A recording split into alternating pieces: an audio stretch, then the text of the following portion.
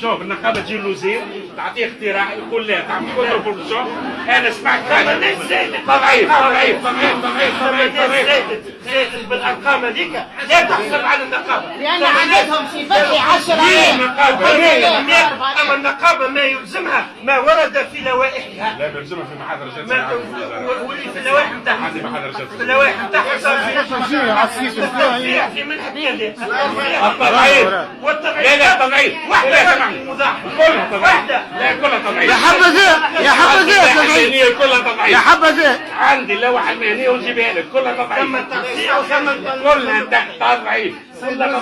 ثم عندي لوحه تجيبها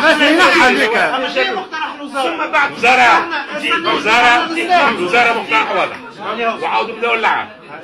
الا ثمن فضل الوجود مقترح الوزاره واضح وهو نجم نرفعه في كل ما هو ترتيبي.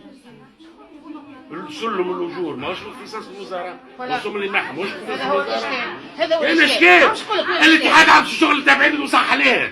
اغزر لي سيدي الاتحاد عنده بالثلاث سنوات هذه سيد وزير اختلت الاجور بشكل كبير جدا. انا ايش دخلني؟ ما دخلك شيء انت علاش تشخصن فيها الناس. انت تدافع علينا تابعين الاتحاد. هذاك علاش الاتحاد تو يطالب باعاده اعاده مراجعه الاجور.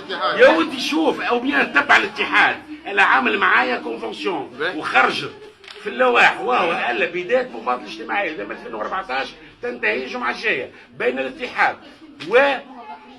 والحكومه. راني تابع الحكومه راه مانيش تابع لحكومه المريخ وتابع السياسه زاد سيد الوزير. تابع الحكومه بركه. انا ما عنديش حق نناقش غير الامور الترتيبيه.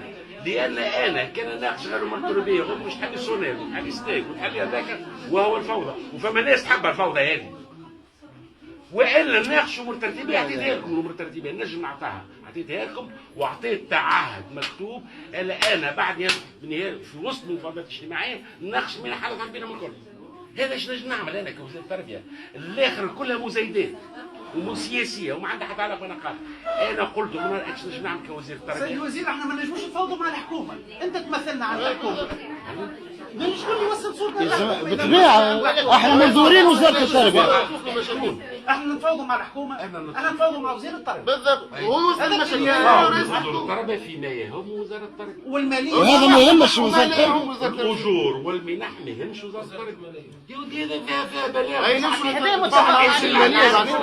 ميزانيه وزاره التربيه شكون تهم سيد الوزير؟ ميزانيه وزاره التربيه ابار الماليه.